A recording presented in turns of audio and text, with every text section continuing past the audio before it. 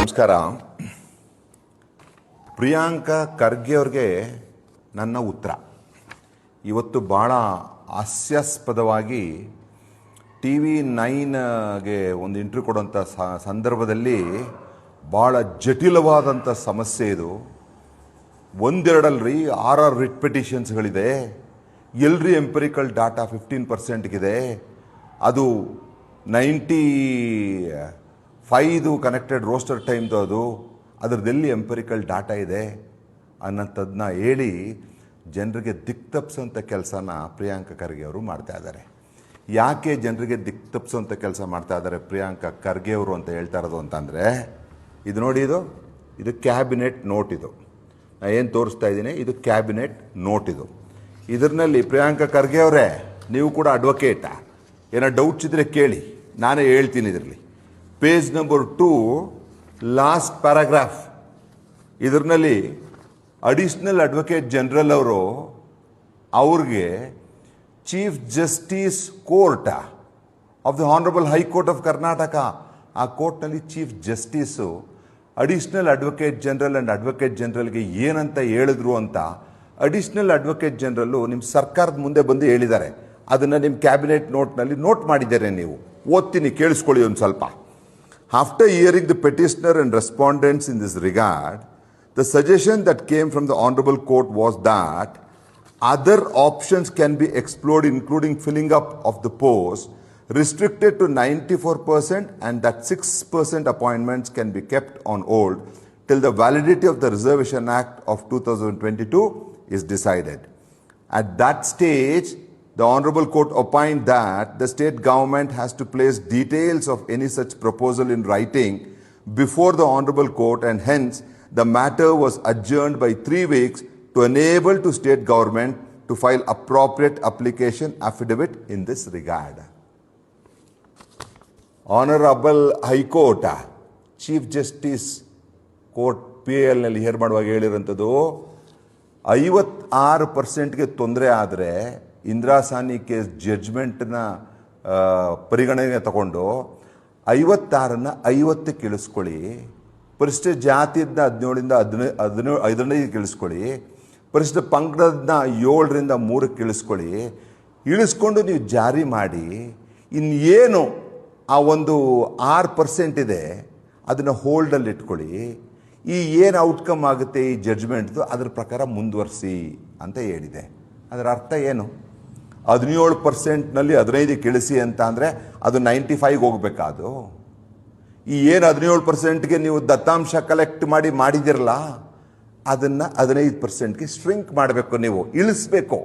17ನ್ನು 15ಕ್ಕೆ ಇಳಿಸ್ಬೇಕು ಅಂತ ಹೇಳಿರೋಂಥದ್ದು honourable high court of Karnataka. ಇದು ನೀವು ಅಡ್ವೊಕೇಟ್, ನಿಮ್ಗೆ ಅರ್ಥ ಆಗಲ್ವಾ? ಭಾಳ ಬ್ಯುಸಿ ಇರ್ತೀರ ನೀವು. ಯಾರು ನಿಮ್ಮ ಅಡ್ವೊಕೇಟ್ಸ್ಗೆ ಕೊಟ್ಟು ಕೇಳಿ, 17% ಡಾಟಾನ 15%ಗೆ ಇಳಿಸ್ಬೇಕಾ, ಅಥವಾ ಹೊಸ ಡಾಟಾ ಹಳೆ ಡಾಟಲ್ಲಿ ಪರ್ಸೆಂಟ್ ಇರಲಿಲ್ಲ ಅನ್ನೋಂಥ ನೀವೇನು ಗೊಂದಲದ ಹೇಳಿಕೆ ಕೊಟ್ಟಿದ್ದೀರಲ್ಲ, ಅದರ ಅರ್ಥನ ಅಂತ. ಜೊತೆಗೆ ಕೊನೆಯಲ್ಲಿ ಇದೇ ನಿಮ್ಮ ಒಂದು ಕ್ಯಾಬಿನೆಟ್ ನೋಟ್ನಲ್ಲಿ ಪ್ಯಾರಾ 7.1ನಲ್ಲಿ ಹೇಳ್ತೀರಾ, ಈ 17ರಿಂದ 15ಕ್ಕೆ ಇಳಿಸ್ಬೇಕಾಗಿರೋದ್ರಿಂದ ನಾವು 28/12/2000 ಆದೇಶದ ಪೂರ್ವದಲ್ಲಿ ಜಾರಿ ಇದ್ದ ಅಂತ.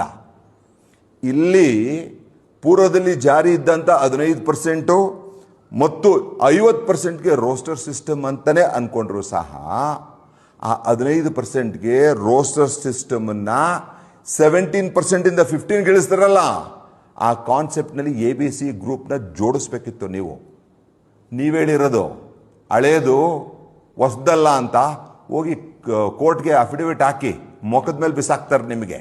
ನಾವು ಹೇಳಿರೋದು 17ರಿಂದ 15ಕ್ಕೆ ಶ್ರಿಂಕ್ ಮಾಡಿ ಅಂತ. ನೀವು ಯಾವುದೋ ಹೊಸ ಇಂಟರ್ಪ್ರಿಟೇಷನ್ ಮಾಡ್ಕೊಂಡು ಬರ್ತಿದ್ದೀರಾ ಅಂತ. ಯಾಕೆ ಕೋರ್ಟ್ಗೆ ನೀವು ಅಫಿಡವಿಟ್ ಅಪ್ಲಿಕೇಶನ್ ಹಾಕಿಲ್ಲ?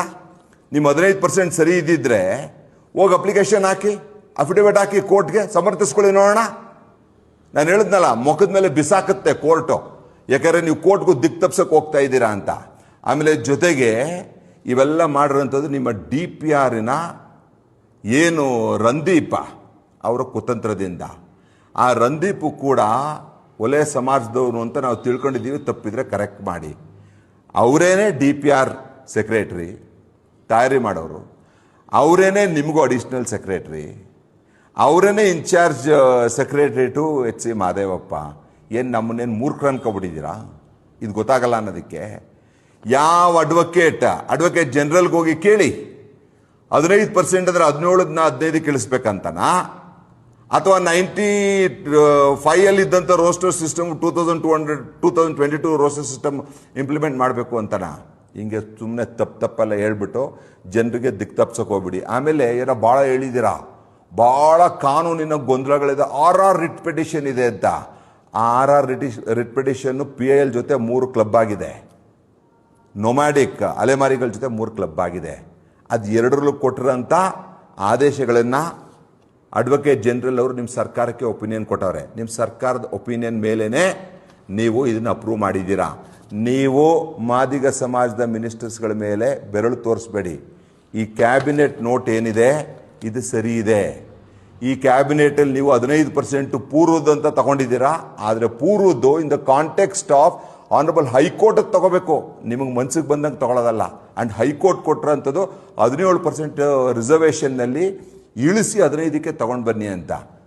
ವಾದಕ್ಕೆ ನೀವು ಹೇಳೋದೇ ಸರಿ ಅಂತ ಅಂದರೆ ನಿಮ್ಮ DPR ಆದೇಶದಲ್ಲಿ 6% ಯಾಕೆ ರಿಸರ್ವ್ ಮಾಡ್ಕೊಂಡಿದ್ದೀರಾ ನೀವು? ಹಾಗಾದರೆ ಹಳೇದೇ ದತ್ತಾಂಶ ಅನ್ನೋದಾದರೆ ನೀವು 6% ಯಾಕೆ ರಿಸರ್ವ್ ಮಾಡ್ಕೊಂಡಿದ್ದೀರಾ? ನೀವು ಇಟ್ಕೊಳ್ಳಂಗೆ ಅಲ್ವಲ್ಲ 6%ನ ನೀವು ಹೆಂಗೆ ಮ್ಯಾಚ್ ಮಾಡ್ತೀರಾ? ನೀವು 15% ರಿಸರ್ವೇಷನ್ ಇಲ್ಲದೆ ಇರೋದನ್ನ ಇನ್ನು 6% ಆ 2%ನ ರಿಸರ್ವೇಷನ್ ಒಳಗಡೆ ಹೆಂಗೆ ಮ್ಯಾಚ್ ಮಾಡ್ತೀರಾ ನೀವು?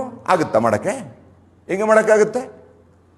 ಈ ಥರ ಈ ಫೂಲ್ ಮಾಡ್ತಿರಲ್ಲ ಜನಕ್ಕೆ, ಅದು ಹೋಗಿ ಮುಗ್ಧರಿಗೆ ಮಾಡಿ.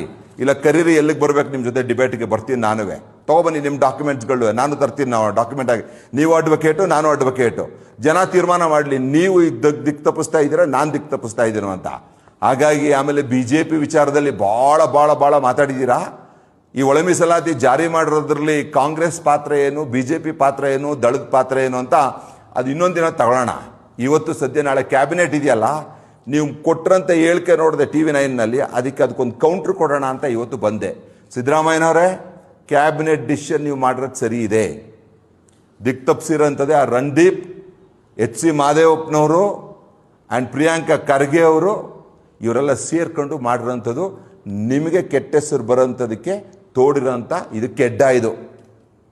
ಇದು ತೋಡಿರೋಂಥ ಕೆಡ್ಡ. ಆಮೇಲೆ ಸಿದ್ದರಾಮಯ್ಯನವ್ರಿಗೆ ಇನ್ನೊಂದು ಮಾತನ್ನ ಗಮನಕ್ಕೆ ತರಕ್ಕೆ ಇಚ್ಛೆ ಪಡ್ತೀನಿ ನಾನು. ಈ ಏನು ನೀವು 15%ಗೆ ಹೋಗ್ತಾ ಇದ್ದೀರಾ, ಈ 15%ನಲ್ಲಿ ನೀವು ಶೆಡ್ಯೂಲ್ ಟ್ರೈಬ್ ಪರಿಶಿಷ್ಟ ಪಂಗಡಕ್ಕೂ ಕೂಡ ನೀವು ಮಾಡಿರೋಂಥದ್ರಲ್ಲಿ ಮೋಸ ಮಾಡ್ತಾ ಇದ್ದೀರಾ. ಆ ಬಡ ಸಮಾಜ ಏನು ನಾಯಕ ಸಮಾಜ ಇದೆ, ಪರಿಶಿಷ್ಟ ಪಂಗಡ, ಅವ್ರದ್ದು 4% ಈ ಮಹದೇವಪ್ಪನವ್ರ ಕುತಂತ್ರದಿಂದ ಕಸ್ತ್ಕೋತಾ ಇದ್ದೀರಾ ನೀವು. ಅದು ಗೊತ್ತಿರಲಿ. ನಾಯಕ ಸಮಾಜದ ಲೀಡರ್ಸ್ಗಳಿಗೆ ಒಂದು ಮನವಿ ಮಾಡ್ತೀನಿ, ನಿಮ್ಗೇನೇ ಸಮಸ್ಯೆ ಇದ್ದರೂ ಈ ವಿಚಾರದಲ್ಲಿ ನನಗೆ ಫೋನ್ ಮಾಡಿ, ನಾನು ಎಜುಕೇಟ್ ಮಾಡ್ತೀನಿ. ನಾನು ಹೇಳೋದು ತಪ್ಪಿದ್ರೆ ನಿಮ್ಗೆ ಗೊತ್ತಿರೋ ಅಡ್ವೊಕೇಟ್ಗೆ ಹೋಗಿ ಕೇಳಿ. ಇವರ ಮಾತಿಗೆ ಬಲಿಯಾಗಬೇಡಿ. ನಾಯಕ ಸಮಾಜದವ್ರು ಎದ್ದೇಳಿ. ಇದೇ ಥರ 15% ಅಂತ ಹೋದರೆ ನಿಮ್ಮದು 4% ಕಸ್ದು ಹೋಗುತ್ತೆ. ಉಗ್ರಪ್ಪನವ್ರು ಬಂದು ಹೇಳಿದ್ರು, ಏನೋ ಪಾಪ ಇಲ್ಲಿ ಒಡೆಯರ್ ವಿರುದ್ಧ ಭಾಳ ಮಾತಾಡಿದ್ರು. ಉಗ್ರಪ್ಪನವರೇ, ಫಸ್ಟ್ ಹೋಗಿ ನಿಮ್ಮ leader of the opposition Rahul ಗಾಂಧಿಗೆ ಹೇಳಿ ಇದನ್ನು ರೇಸ್ ಮಾಡಕ್ಕನ್ನಿ ಪಾರ್ಲಿಮೆಂಟ್ನಲ್ಲಿ. ಹಿಂಗೆ ಸುಮ್ಮನೆ ಪೊಲಿಟಿಕಲ್ ಸ್ಟೇಟ್ಮೆಂಟ್ ಈ ಪ್ರಿಯಾಂಕಾ ಖರ್ಗೆ ಕೊಡೋದಾಗಲಿ, ಉಗ್ರಪ್ಪನವ್ರು ಕೊಡೋದಾಗಲಿ, ಆಮೇಲೆ ಸತೀಶ್ ಜಾರಕಿಹೊಳಿ ಅವ್ರು ಹೇಳ್ತಾರೆ ಅದು ಕೋರ್ಟ್ ಮ್ಯಾಟ್ರು, ನಾವು ಏನು ಮಾಡೋಕ್ಕಾಗಲ್ಲತ್ತೆ. ಏನ್ರಿ ಇದು ಅರ್ಥ? ಇದು ಸತೀಶ್ ಜಾರಕಿಹೊಳಿ ಅವರು I feel is a most intellectual man ಅಂತ. Please give this. ನೀವು ಇಂಡಿಪೆಂಡೆಂಟ್ ನಿಮ್ಮ ಅಡ್ವೊಕೇಟ್ ಕೊಡಿ. ಯಾರು ನಿಮ್ಗೆ ಇರೋಂಥವ್ರಲ್ಲ ಬುದ್ಧಿವಂತ ಅಡ್ವೊಕೇಟ್ಸ್ ಇರ್ತಾರೆ. ಇದನ್ನು ಮತ್ತೆ DPR ಏನು ಆದೇಶ ಹೊರಡಿಸಿದೆ ಅದು ಕೊಡಿ. ಎರಡೂ ಸೇಮ್ ಆಗಿದೆ, ತಾಳೆ ಹಾಕಿ ನೋಡೋಣ. ಇಷ್ಟು ಮೋಸ ಮಾಡಕ್ಕೆ ಹೋಗ್ತಿರಲ್ರಿ. ಈ ಮಾದಿಗ ಸಮಾಜ 35 ವರ್ಷದಿಂದ ಹೋರಾಟ ಮಾಡ್ಕೊಂಡು ಬಂದಿದೆ. ಇನ್ನೂ ನೀವು ಅವ್ರು ತುಳಿಯೋಕ್ಕೆ ಹೋಗ್ತೀರಾ? ಇನ್ನೂ ತುಳಿಯೋಕ್ಕೆ ಹೋಗ್ತಾ ಇದ್ದೀರಾ? ಹಾಗಾಗಿ ಪ್ರಿಯಾಂಕಾ ಖರ್ಗೆ ಅವರೇ, ಎಲ್ಲಿಗೆ ಬರಬೇಕು ಹೇಳಿ ನಿಮಗೆ ಸಬ್ಜೆಕ್ಟ್ ಮೇಲೆ. ಇಲ್ಲ ಫೋನ್ ಮಾಡಿ, ಯಾರನ್ನಾರು ನ್ಯೂಟ್ರಲ್ ಪರ್ಸನ್ ಒಂದು ಮೀಡಿಯಾನ ಕಾನ್ಫರೆನ್ಸಿಗೆ ತಗೊಂಡು ನೀವು ಉತ್ತರ ಕೊಡಿ, ನಾನು ಉತ್ತರ ಕೊಡ್ತೀನಿ. ಕ್ಯಾಬಿನೆಟ್ ಆದೇಶ ಸರಿ ಇದೆ, ನಿಮ್ಮ DPR ಆದೇಶ ಸರಿ ಇಲ್ಲ. ನಿಮ್ಮ DPR ಆದೇಶ ಸರಿ ಇತ್ತು ಅಂದರೆ ಕೋರ್ಟ್ಗೆ ಕೊಟ್ಬಿಟ್ಟು ಸಮರ್ಥಿಸ್ಕೊಳ್ಳಿ. ಕೋರ್ಟ್ ಹೇಳಿದಲ್ವ ನಿಮಗೆ 3 ವಾರದಲ್ಲಿ ಒಂದು ಅಫಿಡವಿಟ್ ಅಪ್ಲಿಕೇಶನ್ ಫೈಲ್ ಮಾಡಿ ಅಂತ. 15% ನೀವು ಮಾಡಿದ್ಮೇಲೆ ಅಫಿಡವಿಟ್ ಫೈಲ್ ಮಾಡಬೇಕಿತ್ತಲ್ವ ಕೋರ್ಟ್ಗೆ? ಯಾಕೆ ಮಾಡಿಲ್ಲ ನೀವು? ಇವನ್ 2ನೇ ತಾರೀಕು ಇತ್ತು ಅದು ಕೇಸು, ಅಡ್ಜರ್ನ್ ಮಾಡಿಸ್ಕೊಂಡಿದ್ದಾರೆ. ಯಾಕೆ ಫೈಲ್ ಮಾಡಲಿಲ್ಲ? ಯಾಕೆ ಅಂತಂದ್ರೆ ಮಾದಿಗರಿಗೆ ಮೋಸ ಮಾಡೋಂಥದ್ದಕ್ಕೆ ಷಡ್ಯಂತ್ರ ಮಾಡಿದ್ದೀರಾ.